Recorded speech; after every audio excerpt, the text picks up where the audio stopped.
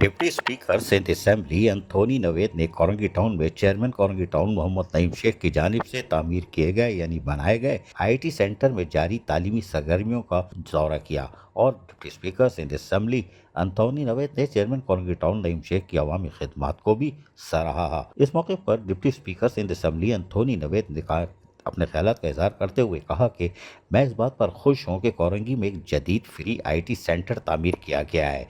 काएँ या चोरन नहीं बेचा। ये आईटी सेंटर हमारे नौजवानों के लिए एक नया दरवाज़ा खोलेगा और इन्हें मुस्तकबिल के लिए तैयार करेगा। मैं उम्मीद करता हूँ कि ये आईटी सेंटर कोरंगी के नौजवानों को एक बेहतर मुस्तकबिल फराहम करने में मददगार साबित होगा।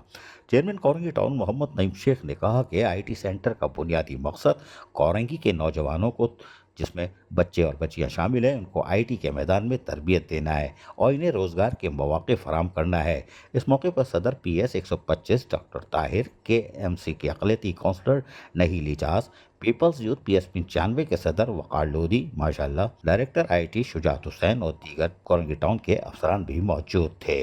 जहाँ उन्होंने तफसीली दौरा किया वो यकीनी तौर पर इत्मीनान महसूस करते दिखाई दे रहे थे। अजीज़ Arif, KBS बलियादी news Karachi.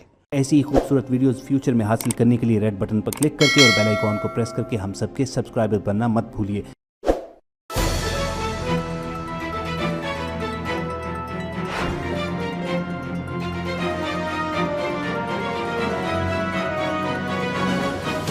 KBS बल्दियाती न्यूज़।